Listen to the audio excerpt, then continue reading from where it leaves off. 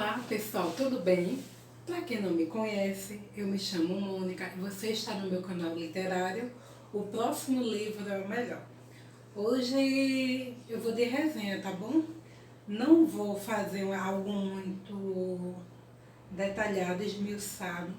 Acho que a resenha ela pode ser bem esmiuçada ou não, mas vou mais pincelar sobre a obra que eu li, que eu me identifico e que eu acho que tem uma temática bem instigante.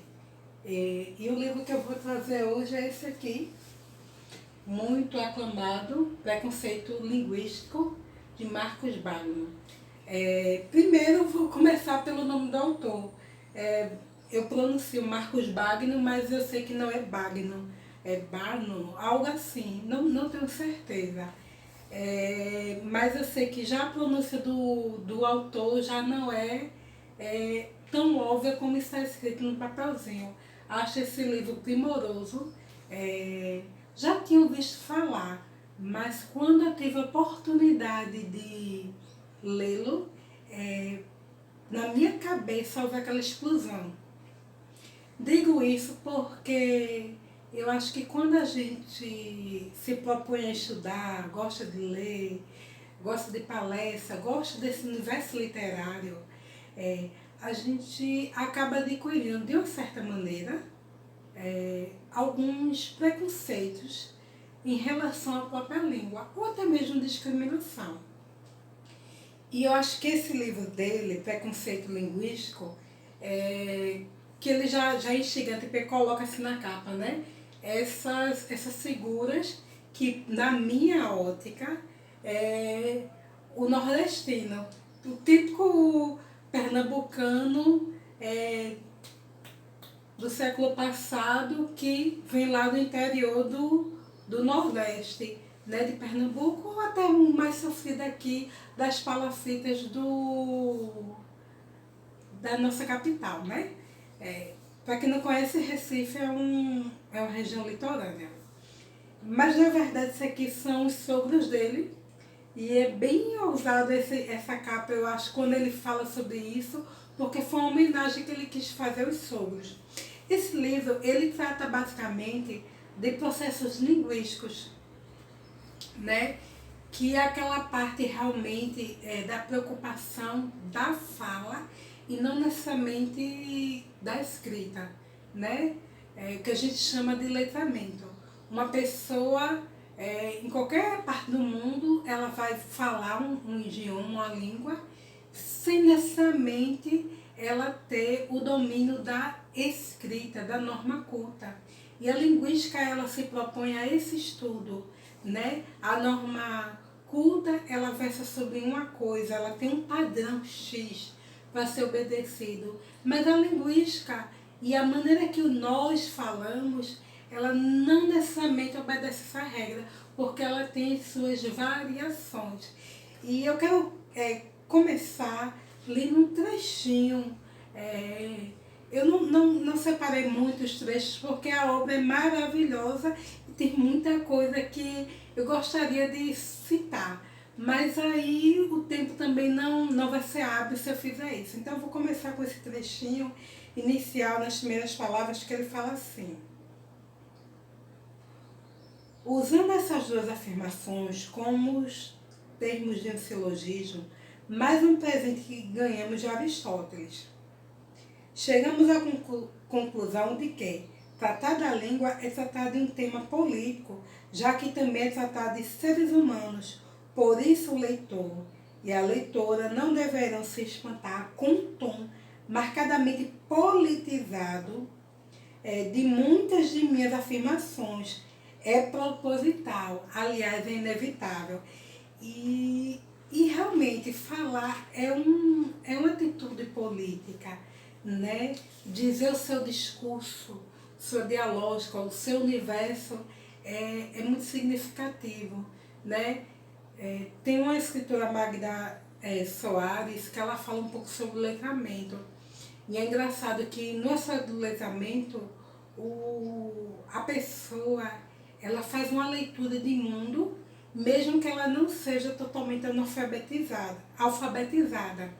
né? Nosso país ele tem um índice muito grande de analfabetos e é um país muito longo, muito extenso em termos territoriais e tem as inspirações das raças, dos povos que povoaram o Brasil, né?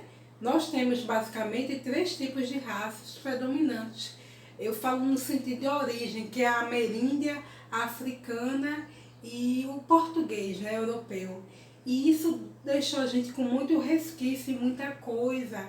E mesmo sendo a nossa língua vindo de origem portuguesa, é interessante que Marcos ele fala sobre isso, que a norma da gente, ela veio dessa origem portuguesa, mas não é o português de Portugal que nós falamos, porque tem vários processos de mudança, de influência, né? E acaba que se modificou. E o que eu acho muito bonito, muito pertinente nessa obra quando eu li ela 2 vezes ou 3, mas assim, no primeiro momento, o choque, a questão mesmo da gente parar para perceber a língua de uma maneira diferente.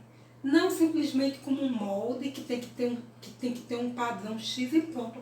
Claro que é importante, porque nós vivemos num mundo letrado e escrever e falar bem é importante, mas a gente não pode desprezar as outras representações da língua, que é a língua falada. E eu acho bonitinho porque ele fala alguns mitos que eu só vou citar aqui para vocês sobre o preconceito linguístico. E eu acho que todo mundo já escutou um pouco isso. A língua portuguesa falada no Brasil se dizem que não é a correta, que a correta é a de Portugal. Minha gente, isso é uma coisa assim, super absurda. Acho que todo mundo já escutou isso em algum momento da vida. Porque as pessoas que dizem isso, elas entendem que tem que ser de uma maneira X. Quando, na verdade, o que a gente trouxe de Portugal foi a normatização da língua, sim, mas não é o português falado. Então não existe isso de a língua, o português correto é o português de Portugal. Não, o português correto é o português que se fala em qualquer lugar. Claro que numa entrevista de emprego, no trabalho, numa apresentação pública, num concurso público, vai se priorizar sim a escrita, a norma culta, respeitar-se todos as nuances da regra, sim. Mas no dia a dia, ninguém é um dicionário ambulante, né? Tem outras coisas que ele fala que eu acho significativo, que são citações que falam assim, português é muito difícil, as pessoas sem instrução falam tudo errado. O lugar onde se fala melhor português é o Maranhão, ou melhor, o certo. O certo é falar assim porque escreve-se assim. Engraçado que teve um momento da minha vida que eu conversando com uma professora, e ela maranhense, e ela abria a boca entre dentes, dizendo assim, no Brasil a maneira correta mesmo de se falar o português mais caprichoso, o que tem mais certeiro é a maneira maranhense de falar. Que bobagem. Daí eu escutei, mas não discuti, achei que não valia a pena. E o maranhense fala tanto tu, esse tu que eu uso também muito, eu acho que é muito comum aqui no Nordeste, eu acho que alguns pontos do Sul-Sudeste, não tenho certeza, mas na verdade não existe isso, né? Eu realmente não acredito nisso.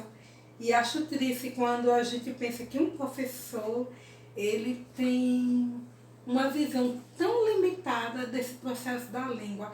Eu vou ler só mais um trechinho para fechar essa ideia do livro que fala assim. A norma culta, como vimos, está tradicionalmente muito vinculada à norma literária, à língua escrita. Contanto, os analfabetos lamentar a decadência ou a corrupção da norma culta no Brasil é, no mínimo, uma atitude cínica. Segundo, por razões históricas e culturais, a maioria das pessoas plenamente alfabetizadas não cultivam nem desenvolvem suas habilidades linguísticas no nível da norma culta, Ler e escrever não fazem parte da cultura das nossas classes sociais alfabetizadas. Isso se prende aos velhos preconceitos de que brasileiro não sabe português e de que português é difícil, vinculados pelas práticas tradicionais de ensino. Esse ensino tradicional, como eu já disse, em vez de incentivar o uso das habilidades linguísticas do indivíduo, deixando expressar-se livremente, para somente depois corrigir sua fala, sua escrita, age exatamente ao contrário, interrompe o fluxo natural da expressão e da comunicação como atitude corretiva e muitas vezes punitivas, como consequência inevitável é a criação de um sentimento de incapacidade e de incompetência. Eu acho esse trecho primoroso do Marcos. É engraçado, eu não estou dizendo que eu, Mônica, não corrija, por exemplo, uma criança, um sobrinho meu, quando fala errado. E eu não estou dizendo também que eu não falo errado. Mas eu acho que uma coisa que deu explosão na minha cabeça, muito forte, em relação a esse livro, foi a questão da correção, da gente entender as variações. Eu particularmente tenho desortografia. Para quem não sabe que desortografia é a dificuldade muitas vezes de escrever a grafia da palavra correta. Então muitas vezes eu sei da palavra como ela é escrita, mas eu tenho que pensar duas vezes para não escrevê-la de maneira incorreta. E acho que a gente tem que respeitar a cultura, os saberes das pessoas. É muito comum, tem uma comida muito comum aqui em Pernambuco, no Nordeste especificamente, que é o munguzá. Munguzá é uma comida, o milho cozido no leite de coco e ele fica bem adocicadozinho. E a palavra, abre aspas, correta é munguzá. Mas as pessoas mais antigas, elas falavam muito manguzá. E ainda hoje tem pessoas que falam manguzá. Eu não digo que se eu escutar um sobrinho meu, que é uma pessoa próxima a mim, falar manguzá, eu não vou dizer, olha, correto é manguzá. Vou sim, porque eu acho que a gente tem que sempre estar melhorando, se aperfeiçoando e procurando escrever as palavras de maneira correta. Mas não significa com isso que quem fala manguzá esteja errado e que a gente tem que simplesmente chegar naquela pessoa e dar um corretivo, porque não é assim. A gente tem que entender que as pessoas elas têm formações educacionais diferentes, perspectivas de mundo e de culturas distintas, e que a gente tem que respeitar essa pluralidade e que a língua ela não pode ser objeto simplesmente de dominação. A gente sabe que nas culturas mais cultas, aquelas pessoas dominam, né? Mas a gente tem que também respeitar a simplicidade do povo. Né? Manuel Bandeira, que foi um poeta pernambucano, viveu muitos anos no Rio de Janeiro, ele brincava, dizia assim, o português do povo, aquele português gostoso. E ele brincava muito com essa maneira. Né? E nem por isso Manuel foi lá tão certinho. Ele teve momentos na trajetória dele mesmo de escritor muito ferrenho, né? Mas ele brincava também muito com essa questão da palavra. Então eu acho que é isso. É uma sugestão, tá? Para quem puder ler esse livro. Eu acho que dá uma explosão na nossa cabeça, faz a gente querer ler e entender mais a questão da linguística, do letramento, que é a leitura de mundo. Né? O indivíduo no processo de letramento, ele faz a leitura de mundo e muitas vezes não é nem alfabetizado. Que interessante isso, né? E a questão mesmo de estudar a norma culta e querer aprender a escrever melhor, falar melhor. Mas assim, basicamente, eu acho que a grande lição que o Marcos deixa pra gente é o respeito e o entendimento dessa pluralidade e variedade que a nossa língua tão rica tem.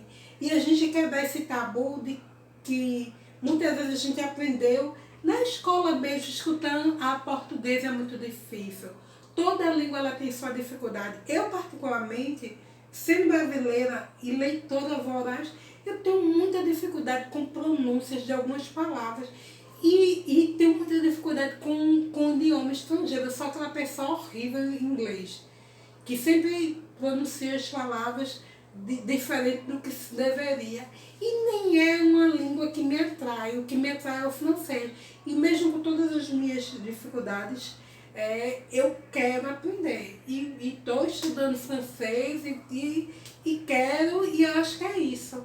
Claro que o meu amor maior é pela minha língua. Eu acho que o português ele é lindo, maravilhoso e não tem páreo. Mas eu acho que o importante é a gente respeitar a variedade, a gente entender o universo de cada um e realmente não criar aqueles preconceitos, aquelas barreiras em relação à língua. Tá bom, pessoal? Eu acho que deu para pincelar um pouco sobre a obra, sem muito spoiler. É um livro fino e eu acho que é uma leitura muito instigante. Tem menos de 200 páginas e recomendo. Quem tiver oportunidade, leia, tá bom? Se você gostou, curta, comente. Se você leu, fale sua impressão sobre essa obra e me ajude no engajamento desse canal se inscrevendo, tá bom? Obrigada e até a próxima. Tchau!